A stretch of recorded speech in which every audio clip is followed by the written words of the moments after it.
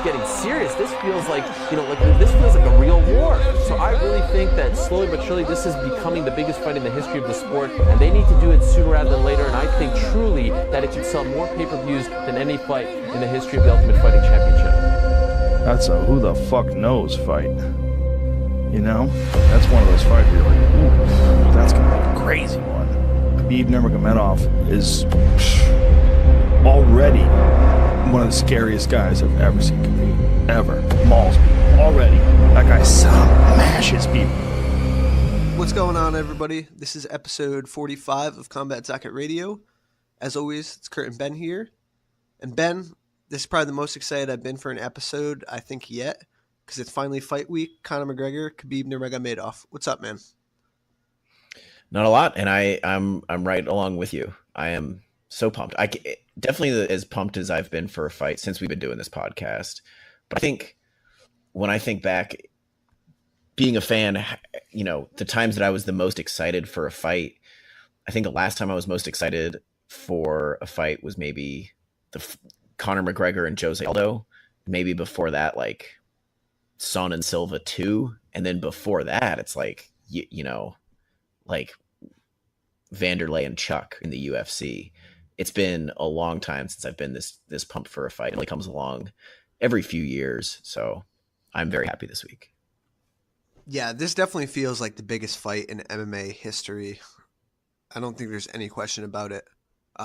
It's definitely got that big fight feel, and it's kind of got like that big fight feel without like. I don't know. I feel like we kind of talked about it a couple weeks ago, but they haven't been doing that much hype for it. They did the press conference, which we'll talk about shortly. Definitely brought a lot of buzz, but yeah, I feel like there hasn't been, I guess, all that much buzz about it, but it still feels really big. Well, they haven't done anything extra in terms of promotion. The UFC hasn't, because I think the press conference, that's pretty par for the course for pay-per-view headliners to do a press conference. And then, yeah, just the embeddeds, they're not doing. Remember for the first Conor McGregor, or the only Conor McGregor Jose Aldo fight, they did those embeddeds like more than a month in advance when they were doing that world tour. You know what I mean? Yeah. Yep. They also did the press tour too. Exactly.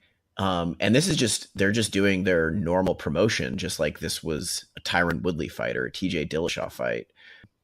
And I did feel in the past few weeks, I felt like, wow, this fight is not really getting any buzz. But fucking when the first like embedded dropped, or when that press conference happened, like especially this week, it really feels like, yeah, it's real. And I am super excited. Yeah. So I was, the only thing I'm a little disappointed about today is I don't have a bottle of proper 12 in front of me. Have you? I don't know if you've gone out and looked for it. I've been to a couple liquor stores and I kind of looked online. I haven't seen it anywhere. Can you only get it online, or is it released? I have no idea. I've only seen people online that also ordered it online. You know what I mean? I also haven't been to any like bougie liquor stores since it's been released. So yeah, my plan is definitely to get a bottle for this weekend. I think it's only fitting. Yeah, for sure. And we didn't get a chance to talk about after the press conference with Conor and Khabib, but super obvious now. One big reason why Conor McGregor is excited to be coming back to the UFC is that he has a sponsor. He has his own whiskey, and the UFC agreed to sponsor his whiskey.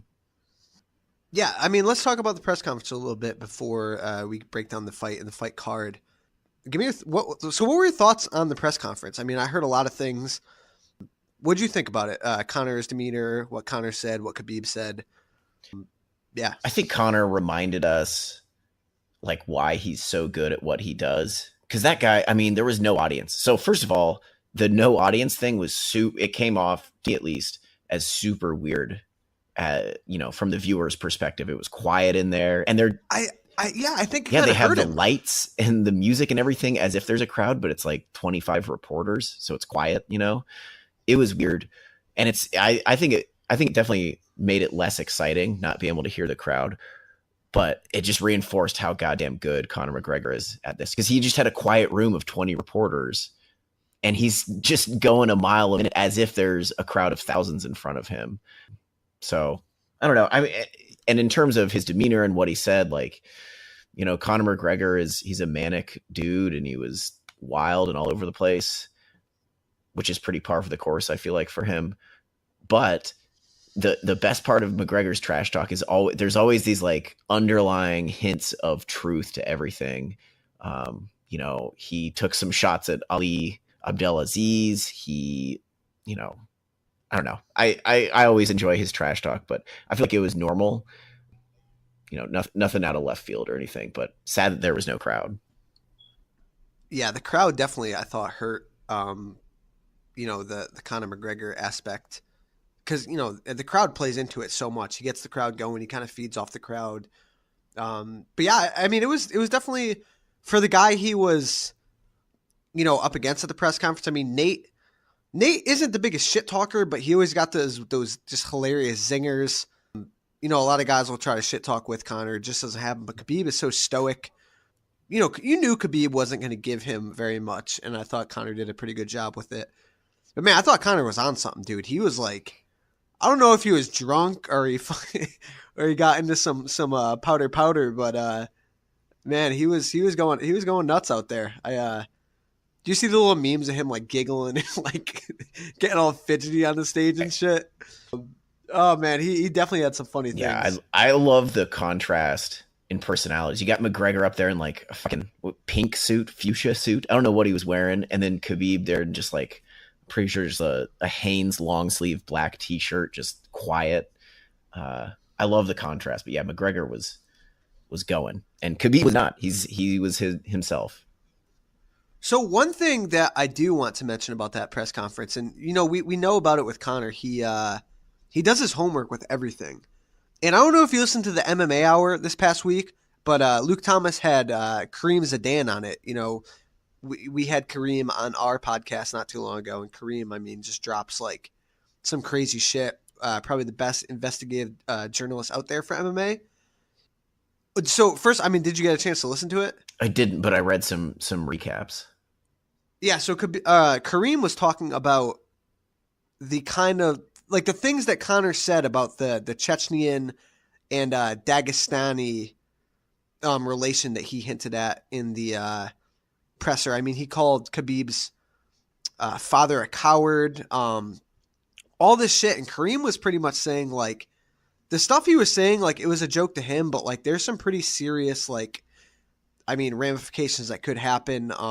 Obviously that's a really fractured relationship, especially with, you know, Kadyrov and the power that he has. And man, I mean, this could, not only are these guys fighting, but there's just two proud, you know, countries behind them. And Conor could definitely stir up some crazy shit that, I don't know, it could spill out in the crowd. It could spill out before the fight, after the fight. Some pretty crazy stuff, man. He certainly walks right up to that line of what's okay to say and what's not, man. Basically, Kareem said he crossed it, though. Like with a lot of the shit he said, Kareem basically said he probably, I believe that, because whatever Kareem Zidane says, I tend to trust it because he's so respected. So I'm sure he crossed it with respect to Russians. I think Conor McGregor understands the line that the UFC will draw for him, and like what American audiences, or even like Western European, like British, what most English speaking audiences understand is the line. He will not cross it. You know what I mean? Like he's willing to offend a whole bunch of Russians and say some terrible shit, but he would never say it about somebody from Texas. You know what I mean? Like he's a savvy guy who definitely does his homework, and will say, I'm sure he said some hellacious shit, but right. You know, he knows he can get away with it is part of it. Yeah, and even the Ali thing at the end, pushing it. I mean, he brought up the guy's son.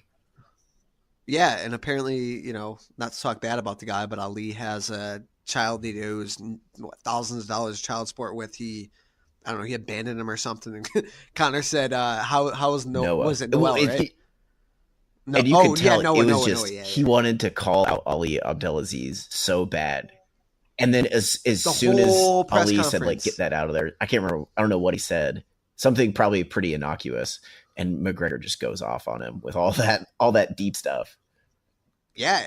He's got like 5 hands in the pocket, man, that he could release at any time. The guy's a genius at what he does. And basically they announced that he signed a 6-fight contract too.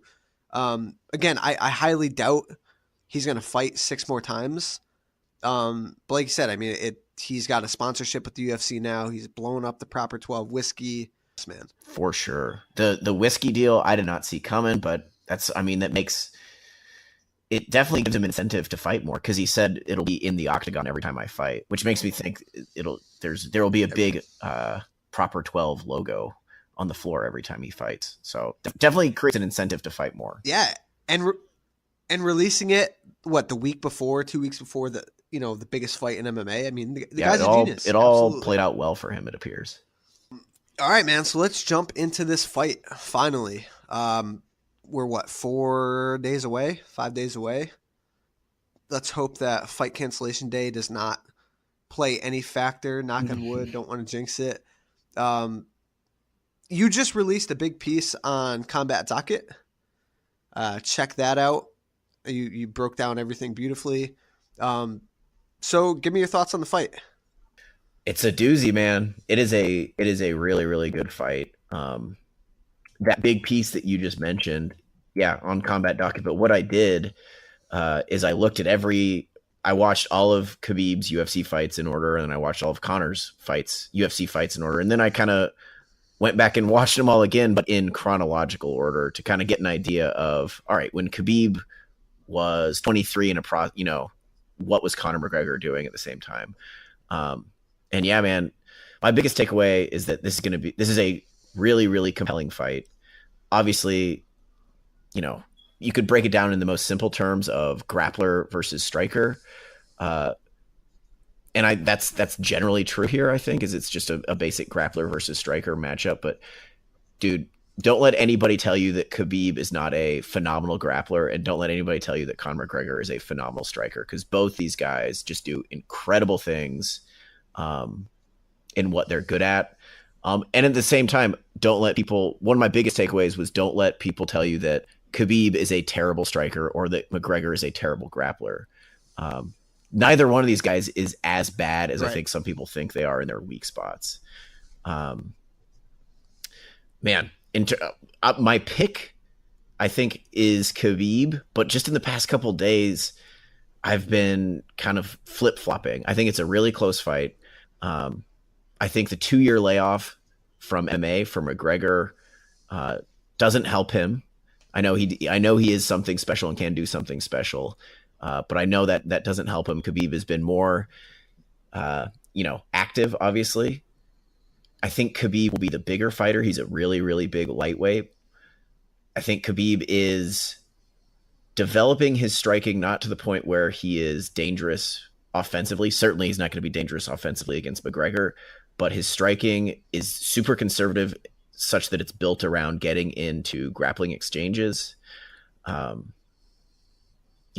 think one thing that I noticed, if I want at risk of looking too far into it, the few times that Conor and Nate Diaz tied up, granted that was at welterweight, so it's different, but the few times that they did meet in the clinch, Nate was almost always able to just walk Conor straight back to the fence, which doesn't bode well, but it's a different fight. I don't want to look too far into that.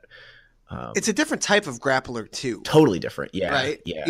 Because Khabib has just the sheer explosion with his shots, his clinches, where Nate, like you said, was basically just walking him to the cage.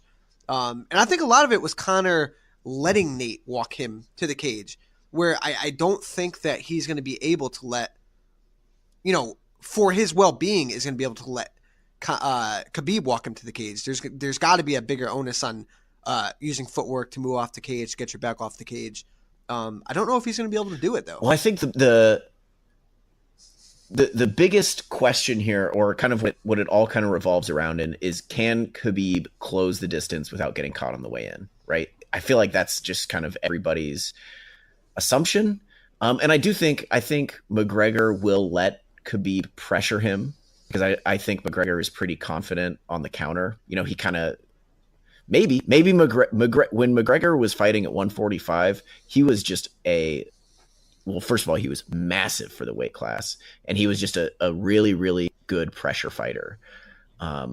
Maybe I think if he can put Khabib on his back foot, and then all he has to worry about is a reactive takedown, that might be kind of a wrinkle in McGregor's strategy. But I think in all likelihood, Khabib will be the one pressuring here.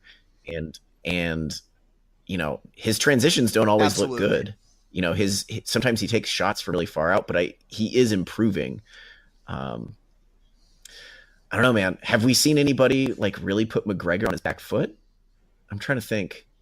I mean, he obviously is he's a great counter. Yeah, there you go. You're about to say it. Chad Mendes did it a bit. Yeah. But as good as Chad Mendes is, as good as Conor's resume is, he has never fought anybody like Khabib. I mean, here's the thing about Khabib too. Khabib doesn't always get you down on the first attempt, but there's also attempt number 2, 3, 4 from Khabib. He's just chain wrestling. His chain wrestling is ridiculous. And that's where it gets tough to defend his takedowns, because you might be able to defend him on the initial sprawl, right? But he's coming up to the body, he's reattacking the legs. That's where it gets tricky with him. So I don't think Conor has necessarily fought anybody like that can chain wrestle like that. But like you alluded to, man, Conor, his footwork is probably the best that Khabib's ever going to see. His counter punching is unreal. His reaction time is unreal.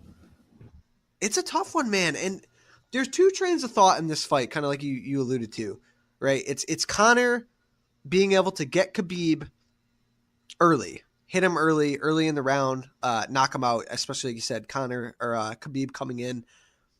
Or the other general thought is Khabib being able to take Conor down and ragdoll him. Like what I've been thinking about with this fight, is there any like middle ground there? Like how willing is Khabib going to be to strike with Conor? Or, you know, what is Conor's ground game going to look like if he does get put on his back? Is he going to be able to, let's say, sweep Khabib or get him off balance enough to where he can stand up or threaten with any sort of submissions? I don't really know where the middle ground is in this fight, because it seems so black and white with these guys. It really does. And I think that's part of what makes it so compelling is you feel like whoever is going to win is just going to run away with the fight. You know what I mean? Like if Khabib can close the distance and get him down, then he's going to run away with it. And it's going to be that until he finishes McGregor or just, 50-45s him. If McGregor can win, it feels like he's going to knock him out pretty quickly, And I do think it's worth noting Khabib is a pretty slow starter. He got pieced up by Michael Johnson early on. Some of his earlier fights, he was a lot more reckless early on in the fight. He's not a super fast starter, but Conor is 13 seconds. He's an incredibly fast starter. So man, I don't know. I guess also the wrinkle to this fight is who is more able to survive in his opponent's strength. You know what I mean? Like who is safer? Is Khabib safer on the feet than Conor is on the mat? You know what I mean? I'm going to say no. And here, that's another point I've been thinking about all week. And I'm going to kind of tie this into my fight pick. I think that if Khabib can get Conor down, especially if he can get him down early in the first round, it could change the complexion of the whole fight, right? Khabib is an absolute animal on top. His pressure is crazy. If you stand up, he's right back in, taking you down. He's got the throws. He's got the pressure. I mean, he hits like a fucking truck on the mat. If Conor gets taken down early in the first round and goes through, let's say, 3.5 minutes, 4 minutes of that, like what is Conor's psyche going to be? Is he going to still have the same movement, the same sprawl, the same reaction time? Again, if he gets taken down early in the second round, I think the more that Khabib can put Conor down and keep him there, I think it's going to drain on Conor mentally, physically. And I'm not saying that Conor's a strong fighter. A lot of people will say that Conor bitched out against Nate Diaz. He did not. To say that Conor's a weak fighter mentally is just completely wrong. But I mean, it wears on you mentally. I mean, Ben, you're a wrestler. I'm a wrestler. Your whole point in wrestling is to break your opponent, right? Taking them down, either taking them down consistently, making them get back up, taking them back down, hammering them on top, right? I don't know if Conor is going to be the same if Khabib can get him down early in that fight, wear on him and beat on him for the first round. But my pick's Conor McGregor, honestly. I think Conor is going to get Khabib out of there pretty quick. Conor uses his weight distribution really well when he strikes. He's got great footwork. He's got great reaction time. He's a great counterpuncher. I think Conor is going to get to Khabib and hurt him pretty early in the fight, and I think he's going to put him away. I think it's going to be one of those, oh my God, he shocked the world kind of fights. I'm going with Conor in the first round, stopping Khabib before Khabib could get on top and ragdoll him. I feel like I'm flipping more towards Conor with every second. I'm going to stick with my original pick is Khabib. And I made that pick kind of mentally after I watched all of their fights, and I was like, all right, this is how I think it's going to play out. I do think McGregor will be extremely dangerous early, but what you alluded to, the kind of quicksand effect of Khabib's wrestling, I think will take hold. And to argue against my Khabib pick, because you did bring up a couple good points. One is, no, I think McGregor is a pretty mentally strong fighter because we saw him, the Chad Mendes fight. That was a fucking dog fight, man. That was McGregor got taken down and beat up underneath Chad Mendes. And then as soon as he got up in the second round, was right back in his face and finished him. That was a fucking dog fight. So we know McGregor, for at least 2 rounds can be under somebody and get beat up. Granted, that was against Chad Mendes, who's a lot smaller than McGregor. And Khabib's a different animal. Another thing too that we haven't talked about is like Conor from between the 2 Nate Diaz fights, like he showed that he's capable of making massive strategic adjustments and really fighting at a championship level and sticking to a game plan. Because if you remember the first Diaz fight, McGregor fought him like he was another fucking featherweight, like he was just going to melt him, and he didn't. And we all know what happened. And then the second Diaz fight, McGregor came out with a totally different game plan, leg kicks and stick and move. So I think we know McGregor has like a championship level fight IQ. We know Khabib certainly has championship level grappling and just technical ability. His fight IQ is a bit of a question mark. Maybe McGregor throws him a big wrinkle or something, and then we have to see Khabib adjust on the fly. But all that said, I think at its most basic terms, this is a grappler against a striker. And I'm almost always gonna go with the grappler in those regards. I think Khabib will be really, really safe moving in to his grappling exchanges. And I think when he gets it in the grappling exchanges, he will really make it count and kind of get McGregor drowning, like you talked about. And the flip side, I think on the feet, Khabib has shown no signs of any sort of weak chin whatsoever. I don't think neither Jose Aldo for that matter, I guess. But, I think Khabib will just be really, really safe on the feet with his high guard. I think he'll be able to pressure a little bit and get McGregor down. I think Khabib finishes him in like the late 3rd round. I think once the rounding effect really takes hold. Yeah. And I agree, man. I don't really see any middle ground there. I think, if Khabib wins and ragdolls Conor, I honestly wouldn't be surprised whatsoever. And generally, I'm with you. I usually side with the grapplers in these exchanges, but I just think Conor is such a smart fighter. I don't know, man. He's got that it factor. It's Conor McGregor. We're talking about. Watch it. Sorry to interrupt, but some of his old fight. This is why I started to flip towards him. You watch like his performance against like Diego Brandao, and definitely the more recent fights against Eddie Alvarez, and you're just like he does some really awesome shit on the feet, and maybe it's just because it looks cooler on the feet absolutely than Khabib grinding somebody out, but you see that and you're like, God, you're seeing something special. Offensively, he still gets hit a lot, but offensive striking, I don't think there's anybody better in the sport than McGregor at this point. You think Conor talks any shit to him mid cage? Fuck, I hope so, because Khabib will. It depends. Like McGregor's attitude in like the Mendes fight and the first Diaz fight, McGregor is just running his mouth 100% of the time. You know what I mean? But then the second Diaz fight, as well as the Eddie Alvarez fight, he's silent. So I don't know, man. we know if Khabib gets him down, he'll talk to him, and I hope we get that audio if it happens. So, dude, I feel like I could talk about this fight for like 2 hours. Yeah, me too. Right? I mean, it's such a good fight, man. This is the pinnacle of MMA right here. This is so good. Like, what do you think the chances are that, like, can Conor get up under Khabib? Like, if Khabib takes him down early, does Conor get up? Or do you think Khabib just ragdolls him there? You got to think he's so... McGregor is generally so well prepared that you got to think he has a plan to get up. And let's not kid ourselves. Conor has very good grappling. Yeah, no, I hate it when people think that it's just like a done deal as soon as it gets. Yeah, exactly. Conor has some good grappling, but again, he just hasn't fought an animal like Khabib. Like, do you think he can get up if Khabib takes him down early? I think he could get up once, but like, you know, how many times did Edson Barboza or Michael Johnson get up? Once, maybe. Like, and Edson Barboza is a tough dude to take down. Very tough. So was Michael Johnson. I mean, so were a lot of guys that he fought. You got to think. I mean, I think even Al Iaquinta got up at least once. But he's right back on you though, like glue.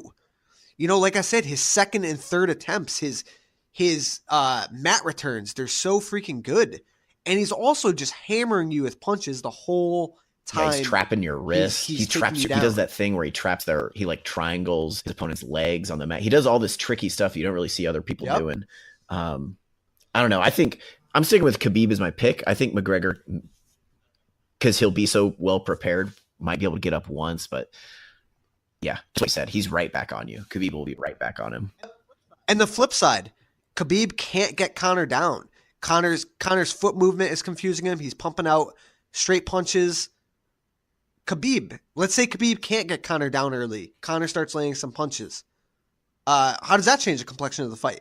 Does Khabib have the striking to stay in it, to not get hurt, and to work for his takedowns? Man, if McGregor starts teeing off on Khabib, I don't know. That's kind of the question mark to me is, does Khabib have some sort of plan if that happens? You know, all right, let's say McGregor is just too fast. He can't corner him. Right.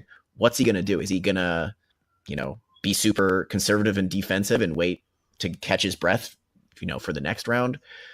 I don't know. But if McGregor starts teeing off on Khabib, and that'll be the big question mark if it happens, is how does this guy react? We've seen him get hit hard against Michael Johnson. But we've never seen him get hit by Conor McGregor. Right.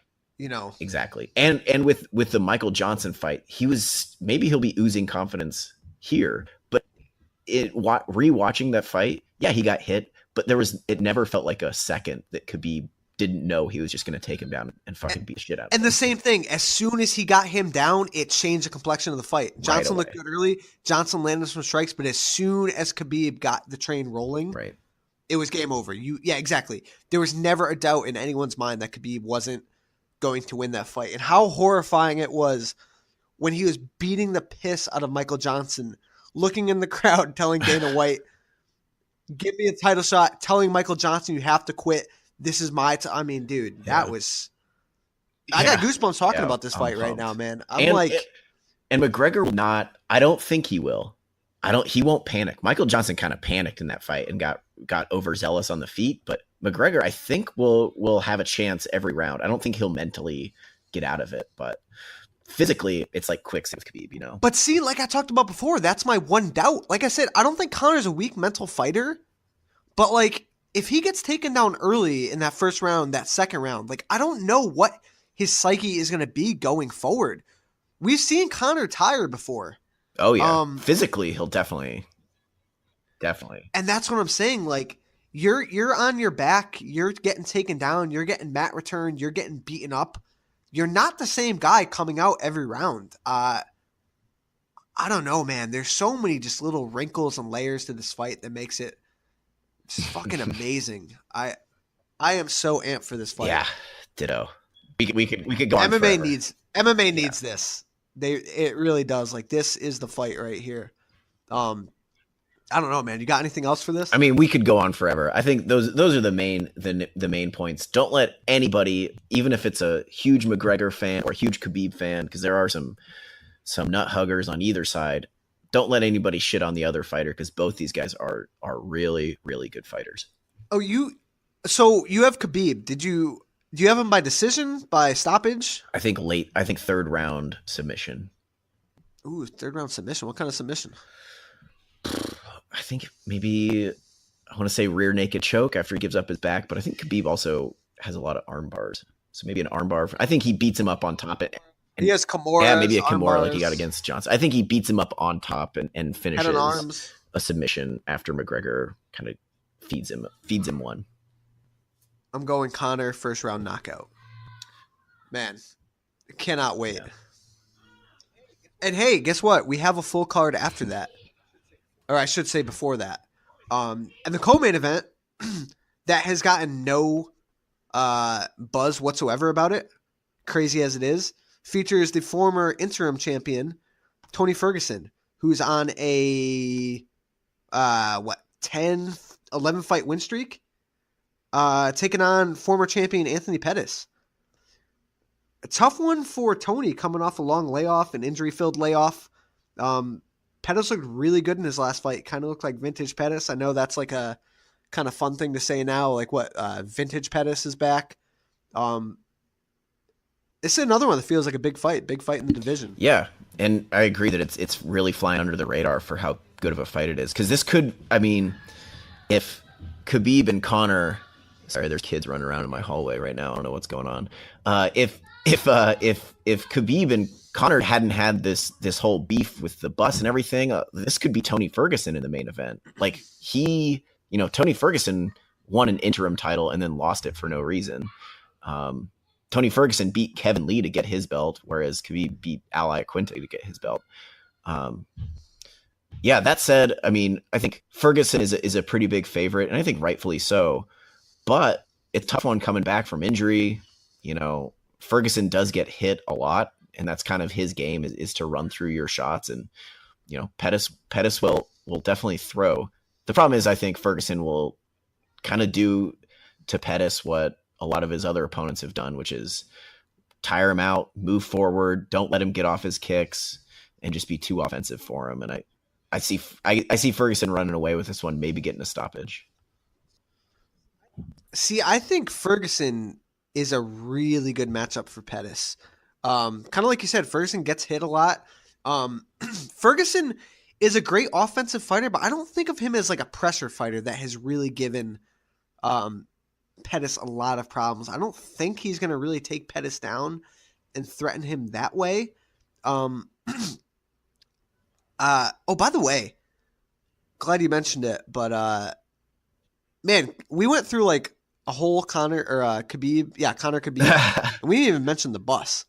We could have talked about the fucking bus incident for 15, 20 minutes. Bringing it back to that. But yeah, I think Tony Ferguson is a really good matchup for Pettis. I think Pettis, especially coming off that layoff, Pettis looked really good in his last fight. And Pettis is a guy that, Pettis is a really, really confident guy. He's still pretty damn young. And I think he's really honed a lot of his skills over the years. He's taken some losses, but I think he's really tightened up his striking a bit. Added a couple new wrinkles. He's super dangerous off his back. I mean, this fight would be fun if these two guys hit the mat at all. Tony's got a crazy, crazy ground game. I mean, both these guys are really good off their back. They have good guards. They throw up submissions all the time. I said it as soon as the fight was announced, and I'm sticking with it, man. I'm going with Pettis with the upset, the big upset. I think Pettis is going to be able to I don't know. I think Pettis is going to be able to hit him enough, get off on his striking. If it does go to the ground, again, that would be super fun. Those guys would be throwing up crazy submissions, scrambling all over the place. But I have a feeling that Pettis is going to take this and kind of reassert himself into that upper echelon of 55ers and maybe even, I don't know, work to a title shot eventually. Could happen. Especially, I'm glad you brought up that if it gets on the mat, that'd be super fun. You remember, Kevin Lee mounted Tony Ferguson and was beating the shit out of him, and that's a totally different grappler than Pettis. But I do think that speaks to how kind of loosey-goosey Ferguson is with his defense, both on the feet and on the mat. He's just so confident in his offensive ability that he lets a lot of shit happen to him. And yeah, especially on the mat, I think, Pettis might surprise him. Pettis is a fucking finisher too. Not, I don't know. Absolutely. Everywhere the fight is, Ferguson Pettis hasn't is a been finisher. finished since 2009, but Pettis is, he's worn the belt. He's a finisher. I don't see either one like going for a takedown, but Tony Ferguson is so wild that, I could see him, he Imanari rolls and does stuff like that. The fan in me wants to see it on the net. Yeah. Oh yeah. He's a wrestler too. Collegiate wrestler that I do. Never shoots a double leg. I love it. You got to remember, not too long ago, Lando Venata was really touching up. That's true. Tony Ferguson. Lando Venata's got a pretty wild, crazy striking style. Pettis has really good kicks, low kicks, mid kicks, high kicks. And like I said, he's really honed in on his striking lately. He's not all flash and athleticism anymore. He boxed. His boxing is actually pretty good. He outboxed Jim Miller. Yeah. While it lasted, I thought his hands looked good against Chiesa. He looked good against Dustin Poirier too, honestly. That fight was a fucking war. He ended up hurting his, breaking a rib or whatever, but he looked pretty good against Dustin Poirier too. I think Ferguson wins the war just because who knows, he's coming off an injury. I just think this is the type of fight. If you're looking for somebody who is maybe experiencing some physical deterioration and doesn't always win the wars of attrition, I think this is Ferguson's fight to win here against Pettis. Yeah, it's going to be a fun one. Another fun thing is going to be Conor, Khabib, and Tony all in one room for weigh-ins for whatever they're doing. That's going to be funny. Fuck. Yeah, and the beauty of 229, UFC doing it well, knock on wood again, especially because I wrote like 5,000 fucking words about Khabib and Conor. If that fight falls through, if one of them has to fall out, we got Tony Ferguson right there. Yeah, agreed. Tiramisu McNuggets. It's going to be a fun one. Yeah. All right, moving down on the card, we have Ovince St. Preux taking on Dominic Reyes. This is a big step up for Dominic Reyes. Again, we talk about it all the goddamn time. Light heavyweight needs new people. The average age of that division is like 46. Dominic Reyes has looked pretty good. Getting a big step up here against, perennial top 10 contender Ovince St. Preux. St. Preux has the style to stifle a young athletic striker like Dominic Reyes. St. Preux actually has pretty good fight IQ, but then he's done some boneheaded things in his career.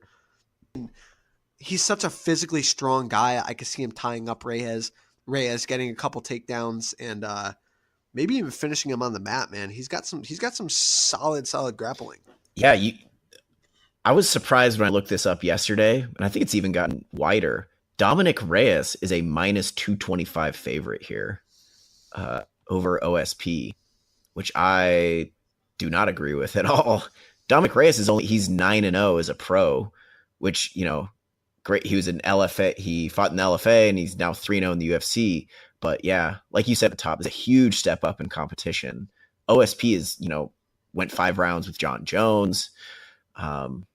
Just submitted another young light heavyweight prospect in Tyson Pedro. I don't know, man. I think exactly Reyes is looking good, but I don't think his grappling is where it needs to be quite yet. I know he has a submission win in the UFC, but I think OSP might even still be a better athlete than him. I like OSP getting it done here. I'm not entirely sure how because he's a really, really weird fighter, but I think he's too good of an athlete and it's just too soon. OSP, his record is 23-11 compared to 9-0. And look at the guys he's fought in those 34 fights. He's fought some killers. He knocked out Corey Anderson, who's a top 5 light heavyweight right now. 5 rounds with John Jones.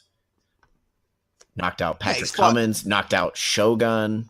And that Latifi, Ozdemir, Manawa. Yeah, he's fought everybody. Glover Teixeira. Yeah, he's fought everybody. Bader. Yeah. This is not a gambling podcast, but I do not understand those odds with OSP as the big underdog or decent underdog there. Hey, what are the odds, by the way, on the Conor Khabib fight? While we're mentioning odds, I forgot to ask. Khabib is minus 160, and the comeback on McGregor is plus 150. What? Yeah, Really? I think it'll be bet. I think because there will be no limits on these wagers, so I think close to fight time you're going to see a swing, because I think some huge gamblers will come through, and I think most money will come in on McGregor. I think come fight time it'll be close to a pick'em fight. Connor's a 150 Underdog, right. yeah. I was going to say, I mean, those odds aren't like outrageous, but I figured it'd be pretty damn close to a pick. I think it'll get there. To be honest. Yeah, I think it'll probably get there. We'll see. Anyways, I'm going with Ovince St. Preux as well. Yeah. So moving along in the card, we have what I would imagine to be a number one contenders fight in the heavyweight division. Derrick Lewis taking on Alexander Volkov. I feel like we've seen Derrick Lewis here before. He's like the guy that, and again, heavyweight is a pretty shallow division as well. He's been around doing it for a while, and it seems like every time he gets to like that brink of a title shot picture, he can't come through. He can't win it. But he's here again, taking on Volkov. Lewis is coming off two big wins. The last one over a big opponent, but not the best fight ever. That stinker with Ngannou. Volkov, former Bellator champ, is unbeaten in the UFC. I feel this is a tough fight for Lewis based on Volkov's length, the way he uses his length, and his output, especially Derrick Lewis.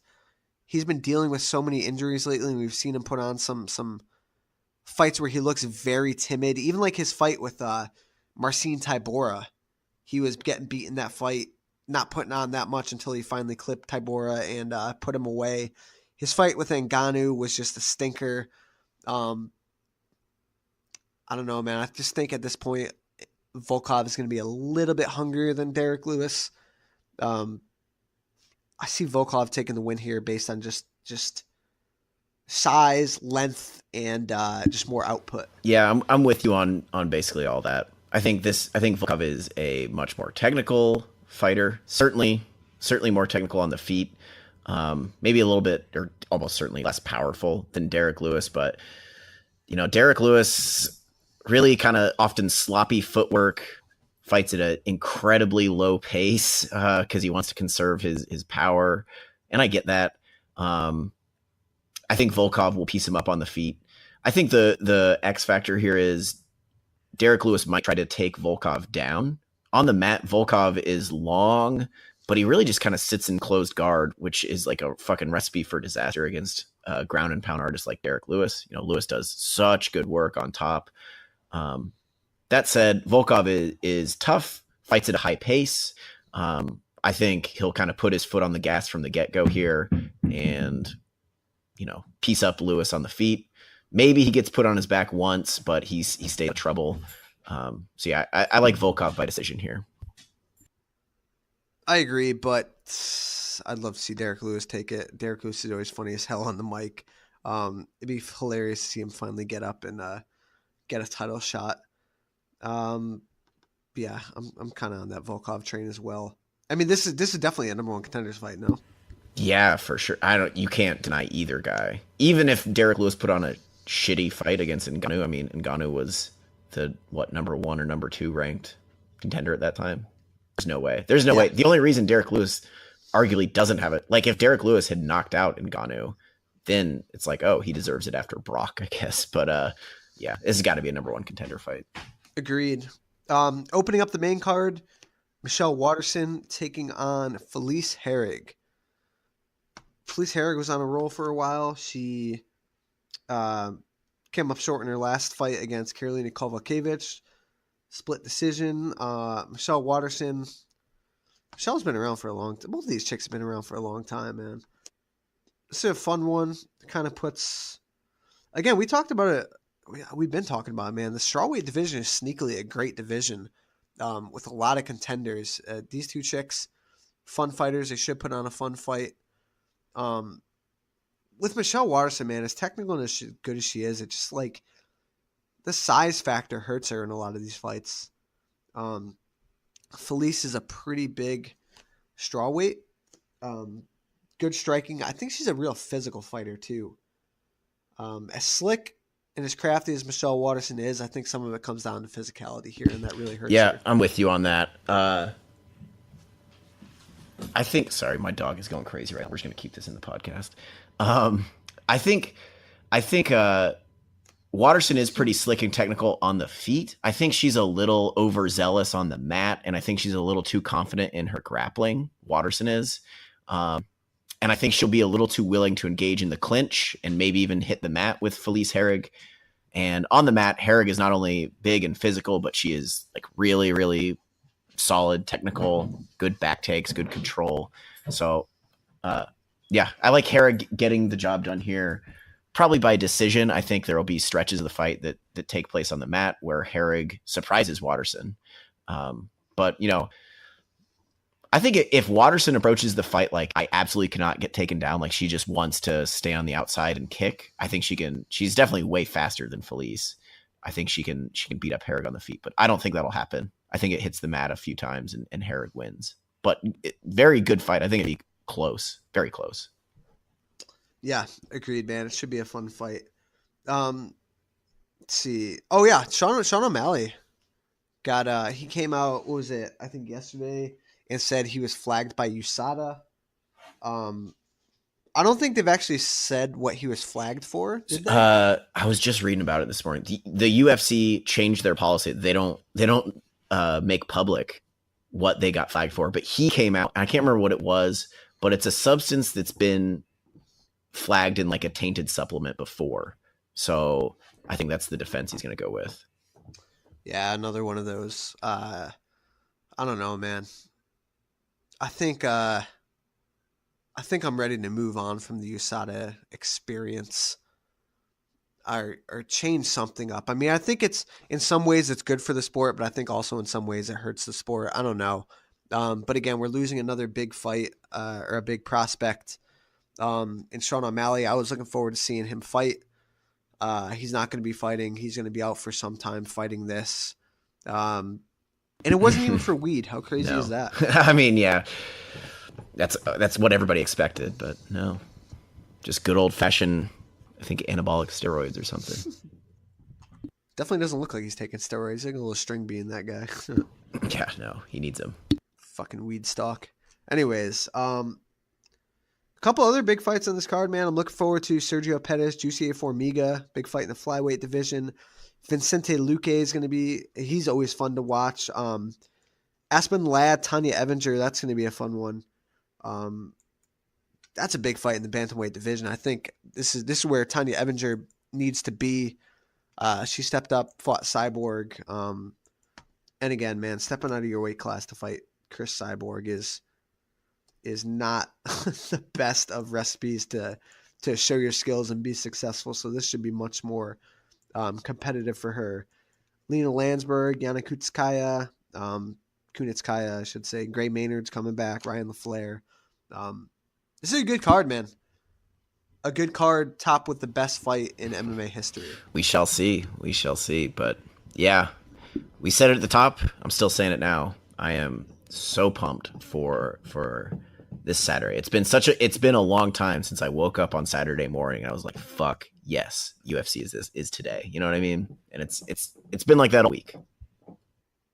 Yeah, dude, I am so freaking psyched for it. I can't wait. Let's just pray to the gods that nothing happens with these guys. Keep them in a bubble. Make sure they make weight. No slips, no falls, no tiramisu. Get to the fight. Let's go. Yeah, absolutely. I usually make those like fight cancellation day jokes, but I'm not making any of them this week. Yeah, we could sacrifice someone else to the MMA. You know what? Sean O'Malley was sacrificed to MMA gods. Like, there was your sacrifice.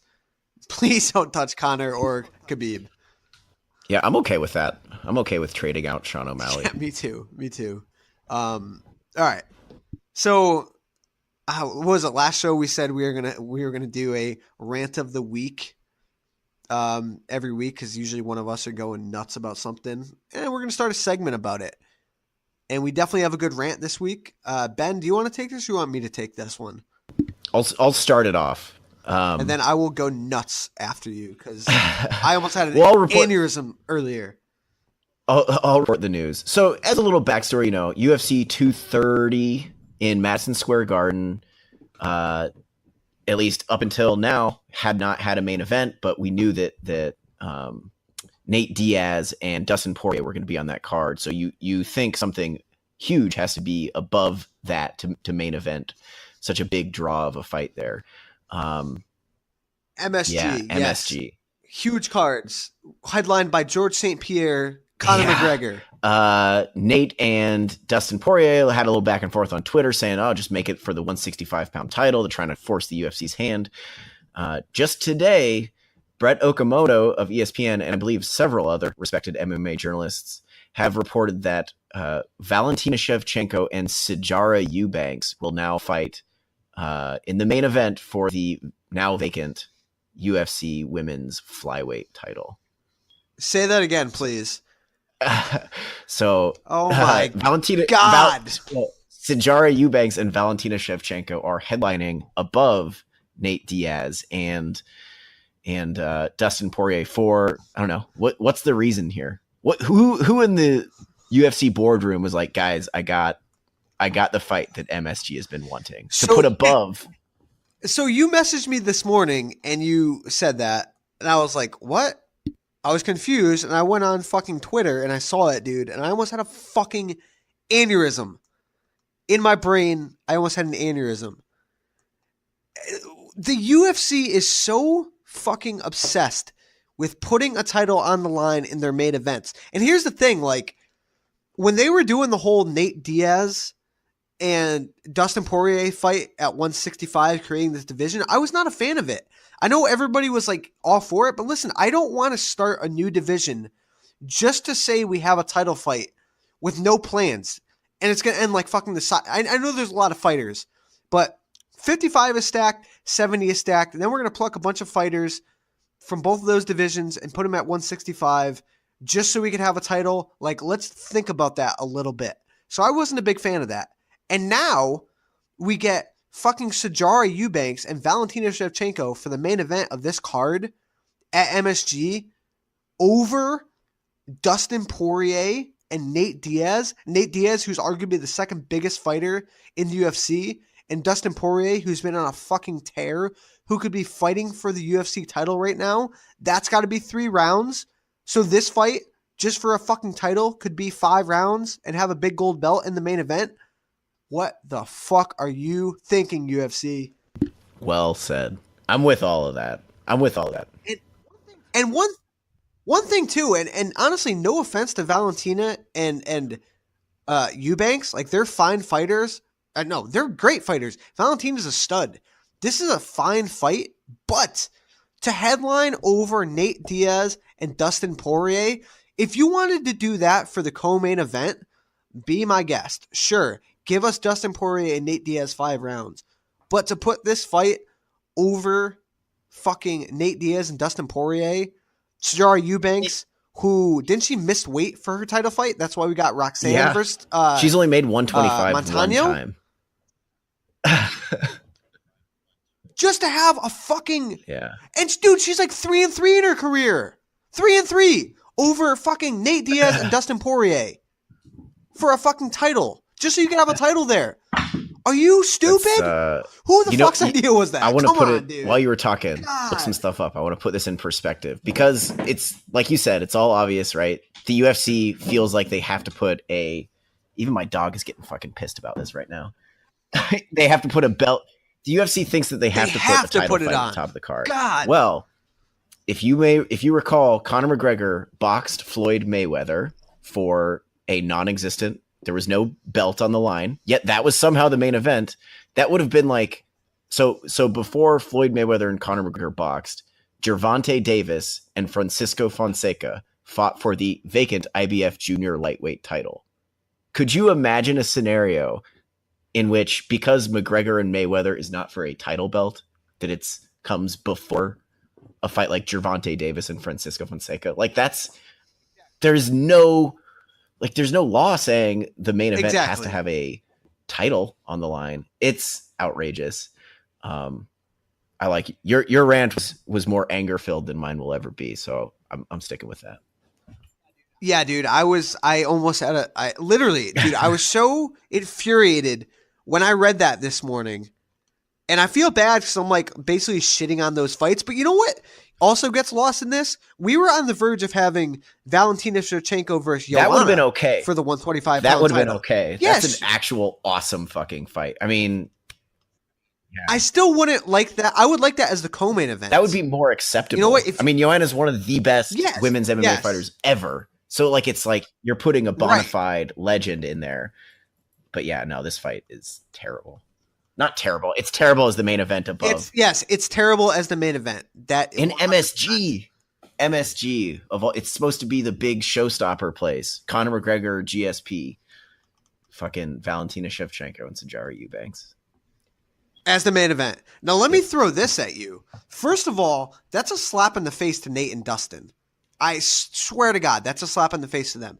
Now, how do you think that's going to affect Nate Diaz in this scenario? You don't have to worry about Dustin Poirier. Dustin Poirier is going to fight, right? But Nate Diaz got pissed and bugged out that Conor McGregor was getting more shine than him. Now you take Nate and you put him in the co-main event headlined by this bullshit fight. Not a bullshit fight, but just you're putting a fight that is thrown together in 1 week. And it doesn't matter. It doesn't matter that it's Sijara and Valentina, right? It could be anybody. You know what I'm saying? You're putting two fighters in there just to have a belt on the line. I feel like Nate's going to freak out, dude. I feel like he's going to cause some shit now. I don't know if he's going to back out of the fight, but I think you got to start worrying about that now. You absolutely have to worry about that. Absolutely have to worry about him walking. And fuck, man, he has a point. Like he'll play hardball, and I could see him trying to force the UFC's hand on this, but fuck, man. Like even like if you were to be like, all right, we're gonna move Korean Zombie and Frankie Edgar up, because we don't have a title fight, so this is gonna be the main event. Like, yes, awesome fight, but I'd be the same way. I'd be like, dude, that's a great fight, but come on, you're putting a fucking interim title on the line just to have a belt on the line. You're putting it over a bona fide amazing fight that you've been like. I just don't get it, man. And you know what? UFC 230 as it stands before this fight was not a bad card.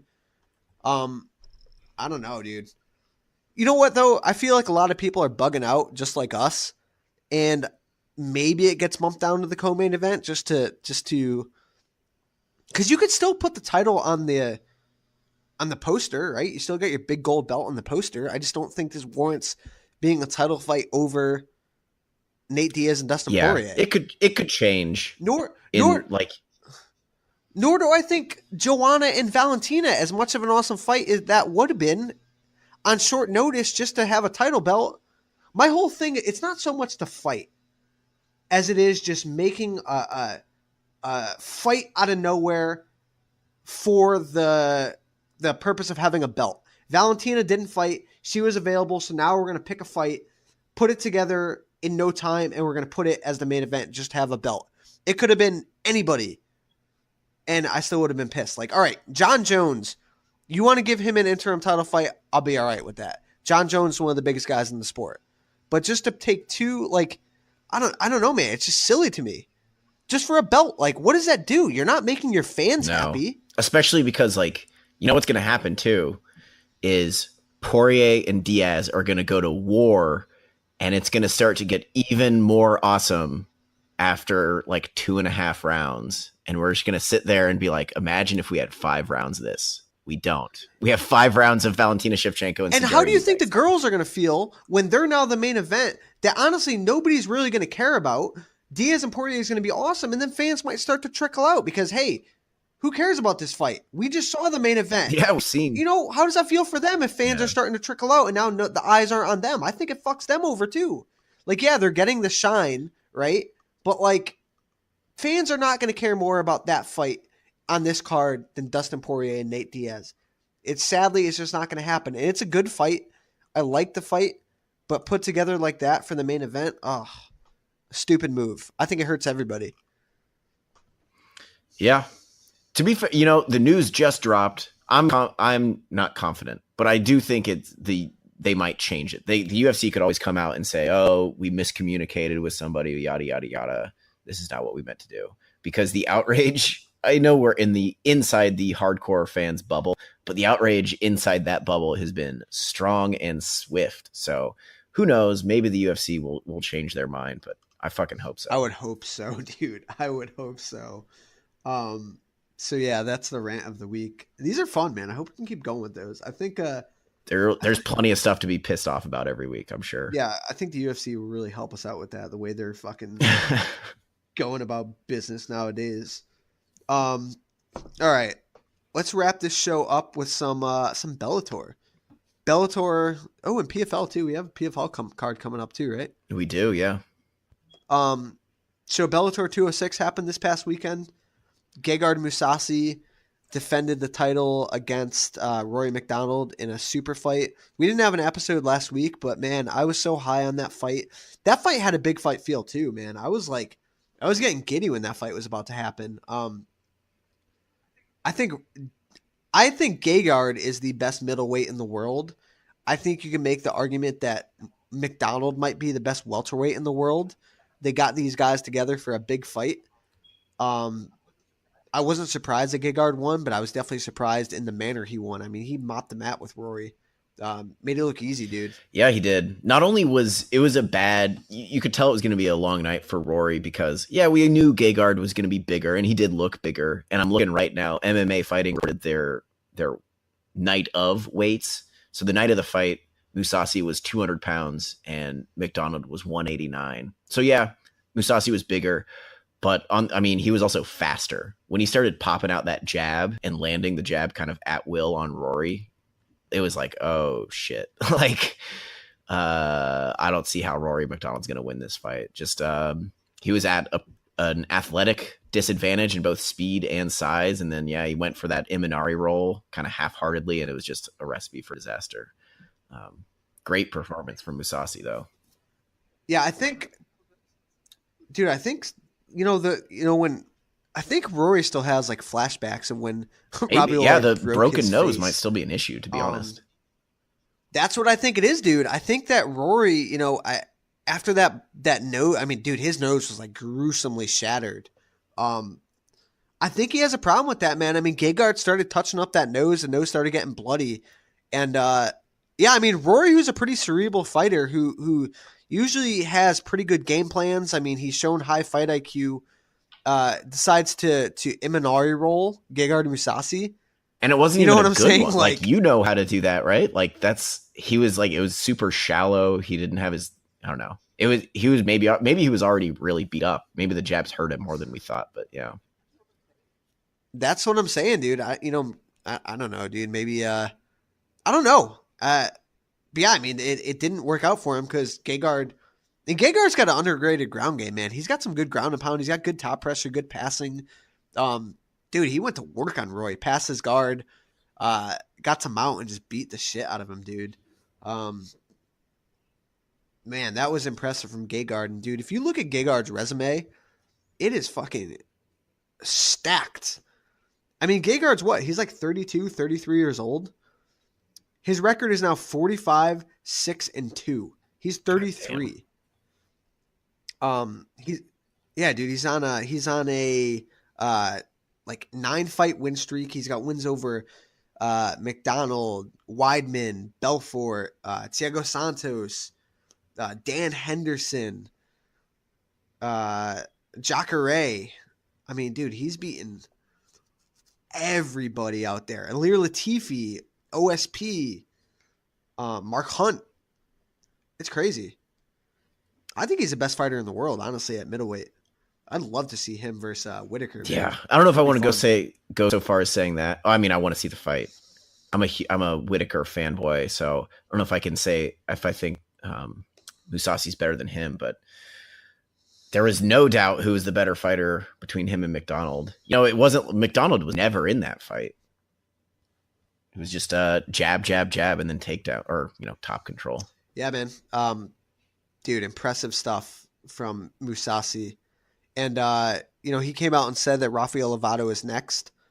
Definitely makes sense. Lovato's coming off a big win over John Salter. He's like, I think 9-0 with I don't know. I think I want to see he has 100% finishing rate. I don't have his record up right now, but if it's not 100%, it's pretty damn close. That definitely makes sense, man. I'm all for it.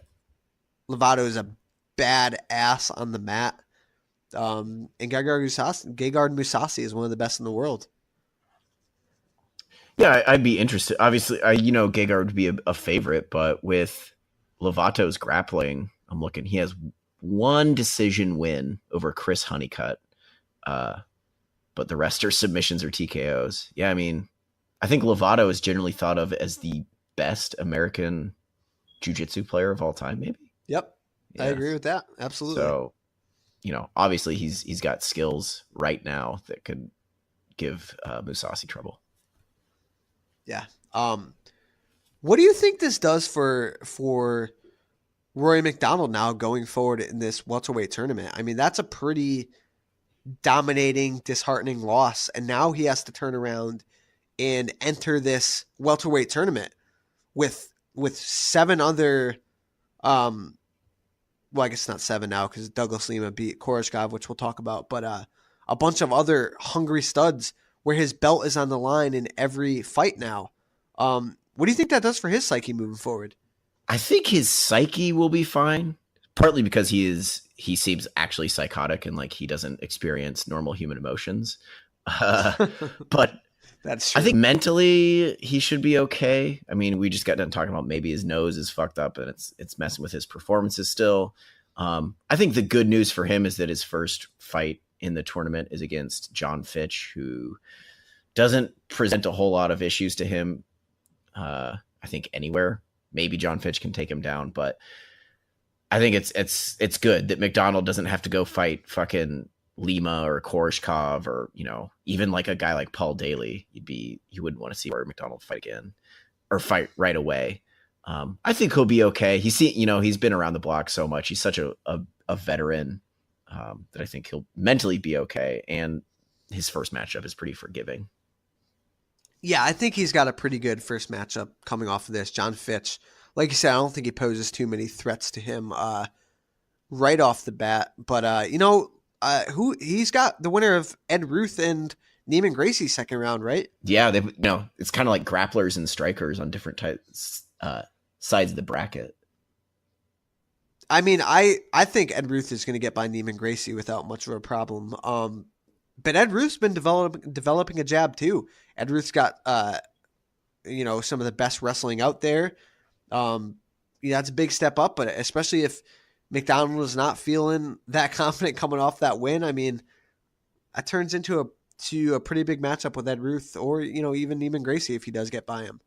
So I think it's gonna be interesting to see. But again, like you said, I think he has a pretty good first round match against John Fitch, 2018 John Fitch.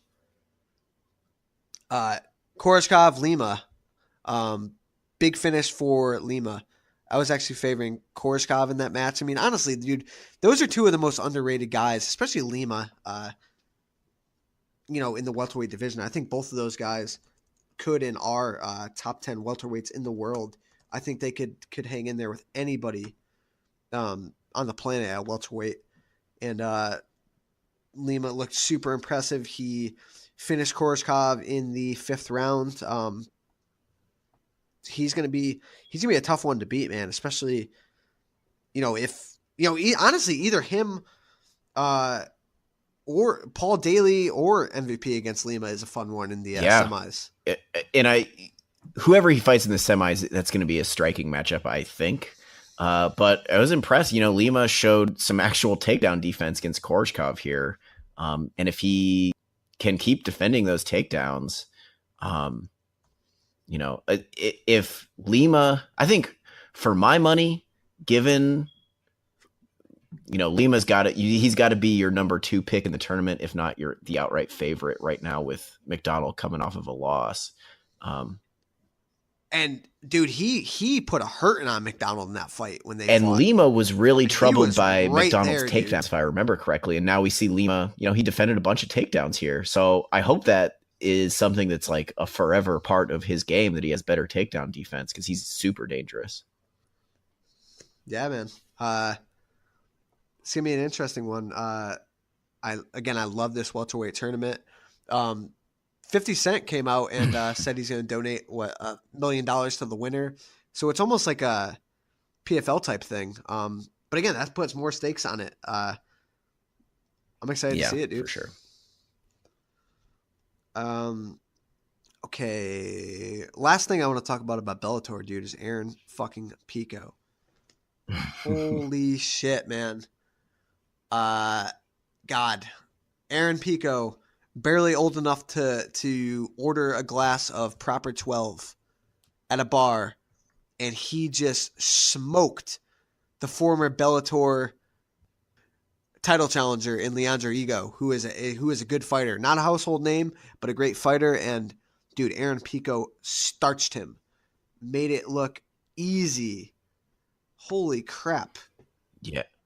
Dude, the sky's the limit for this kid, man. I mean, he's got a great head on him. He took that loss to Zach Freeman in his debut just as good as you could take it. And now, dude, he's 4-1, calling out fucking one of the Pitbull brothers, the 145-pound champ. And honestly, you'd say a dude 4-1 calling out Pitbull, it's like, all right, dude, slow the fuck down. Dude, at this point, like, I'd love to see a fight with Pico and Pitbull. I don't know if Bellator is going to rush into that, but I think Pico's confident in it. I'd love to see it. The dude's a stud.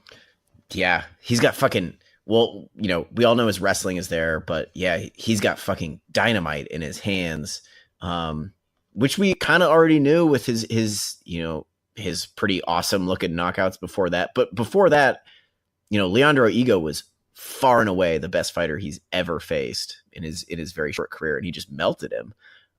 Really, really good boxing, obviously really, really good wrestling. And I don't think, if he asks for a fight against one of the Pitbull brothers, I don't think Bellator will have any pause giving him that fight. Sometimes they bring along prospects slowly, but they haven't been bringing along Pico slowly. Like, they just gave him Leandro Ego. I think they're going to be fine with giving him one of the Pitbull brothers, or I guess it'd be the larger Pitbull in this case. On the broadcast, I think it was one of the commentators said that Aaron Pico is like the LeBron James of MMA, and I saw people shitting on that. Is that wrong though? Like, he is basically the best prospect that I can think of to come along kind of ever. Maybe ever. Henry, like I feel like there was a similar buzz around Henry Cejudo, because he also had boxing and wrestling credentials, like world-class wrestling credentials, but I don't understand why saying Pico is the LeBron James of MMA is wrong. Because, yeah, he lost his first fight, but he still feels like the best MMA prospect ever. Well, here's the difference. I think Cejudo took a more traditional path. Yeah, he took a more traditional path. When he fought Demetrius the first time, he was such a significant underdog. And I'm not saying that Pitbull is the best fighter in the world, but Pitbull's another guy where you put him in with any of the top featherweights in the world, and I think he could beat a lot of them and give all the top guys a pretty hard time. You put him in there with Holloway and the Ortegas, all right, I'm going to favor them too, but anyone like in that top 10, man, I would not doubt Pitbull in those fights. And again, like at this point in time, like if you throw Pico in with Pitbull right now, like, dude, he could win that fight. And that makes him one of the best in the world if he could be a guy like Pitbull. 5 fights in his career. Dude, he's got Olympic caliber wrestling. His boxing is unreal, dude. His body punching is sick. He's got good power. He's shown he can come back from adversity. Yeah, dude, I think he is one of, if not the best prospects ever to come up in MMA. And he's still only 21 years old.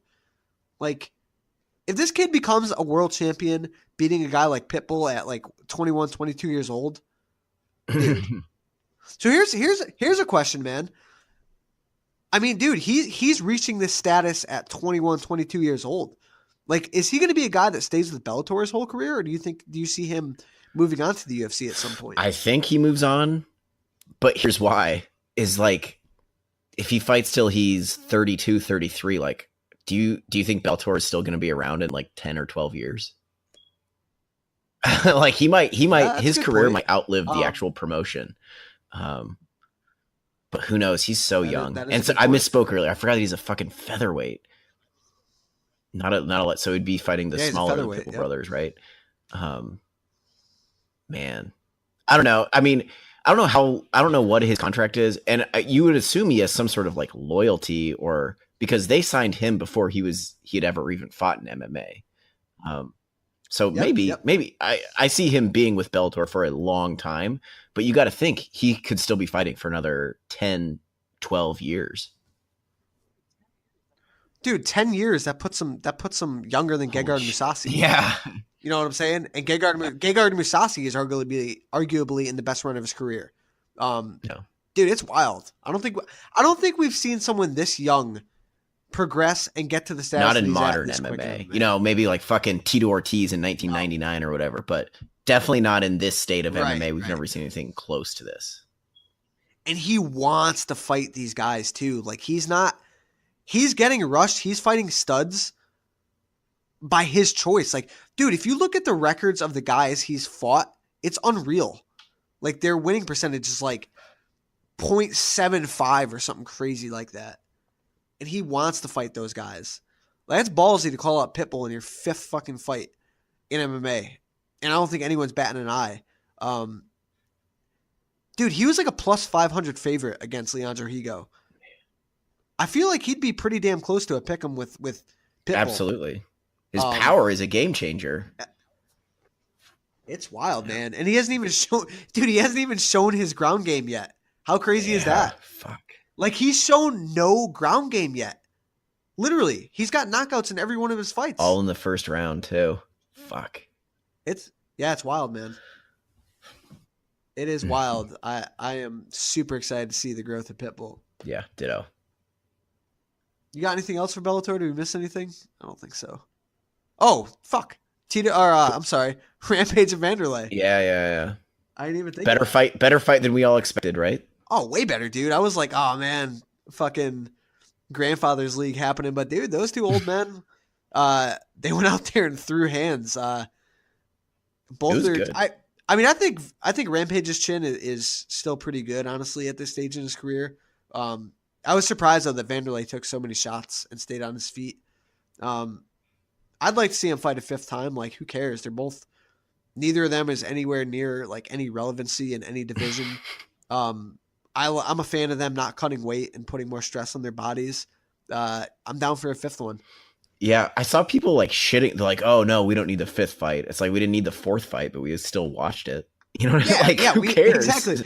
We did not need the 4th fight, but yeah, who cares? I'm all for the 5th fight. You know what happened? Or go ahead. No, go ahead. I was gonna say I was watching this fight on my couch, and I told myself, all right, if it goes past the 1st round, I'm gonna just let myself doze off until the main event happens because there's no way it's gonna be good. But I stayed awake and was pleasantly surprised because these guys did not. I mean, they were tired, but they did not gas terribly. You know, it was a fun fight. Let them do it at 5th. Yeah, it was fun. Yeah, I'm all for it. I'll watch it. Definitely a 5th time. All right, last thing before we wrap this up, the PFL playoffs start this Friday, October 5th in New Orleans. The featherweight and heavyweight divisions are where they fight 2 times in a night, right? Yeah, this is awesome. So it's the first round is the quarterfinals, and it's 2 5-minute rounds. And then that same night, if you win, you go to the semifinals where it's 3 5-minute rounds. Love the fucking tournament. I love it, man. 2 fights in a night. I love it. And there's some really good matchups. So real quick, I'll just read off the brackets for featherweight and heavyweight. And then obviously the winners of these semifinals will happen. They're doing a championship where they're going to have all the divisions on the line. Number 1 seed Steven Seiler in the featherweight division fights number 8 seed Nazareno Maligari Number 4 seed Timur Valiev fights number 5 seed Alexandre Almeida. That's a fun one. Timur Valiev he's a stud, man. This is where it gets fun. Number 3 seed Andre Harrison, undefeated, fights number 6 seed Alexandre Becerra. The winner of that is going to take on number 2 seed Lance Palmer, fighting number 7 seed Max Koga. Max Koga is a solid fighter, man. And then we might even be able to see a rematch from the WSOF days between Palmer and Andre Harrison. Featherweight bracket's fun. I like Harrison, Palmer, Valiev. I don't know. Seiler's always fun, but I feel like his luck's gonna run out here. I'm picking Valiev versus Lance Palmer in the finals. Oh fuck! I just lost the bracket. I definitely think. I mean, you got to assume Palmer is the favorite to win the bracket, if not for sure advance. Yeah. Andre Harrison beat him last time though. Fuck. But I would kind of agree with you. I think Palmer's a more explosive fighter. I think I would favor him in a rematch, which we're probably going to see in the semis. I think the absolute best part of this is it's the tournament, but then we'll walk away and we will know, right, who's fighting in the finals of the heavyweight and the featherweight division. I love it. Yeah, it's great, man. And then moving down to the heavyweight division, number 1 seed Francimar Barbosa fighting number 8 seed Josh Copeland.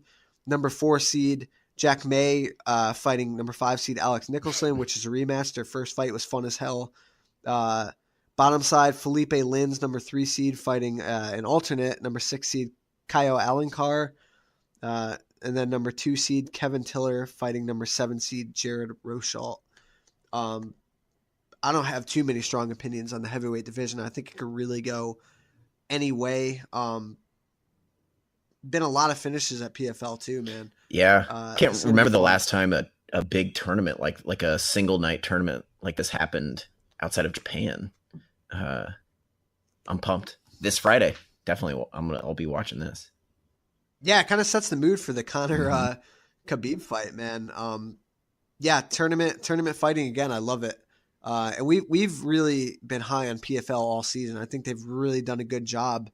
And again, it'll be kind of interesting to see how everything looks after the finals happen. But I'm hoping that they go along and they keep building on this. You know, any big promotion that is giving the fighters options, I think we're both all for. Yeah, absolutely. Man, such a good weekend. PFL, UFC 229. We didn't even talk about quintet grappling is happening. Yeah, quintet's happening too. Man, yep. we are in luck this weekend. Yeah, this is a big one. Again, all headlined by that main event. That is going to be so awesome. I don't got anything else, Ben. That's it for me. So yeah, enjoy the fights this weekend. I think we're blessed as MMA fans for this one.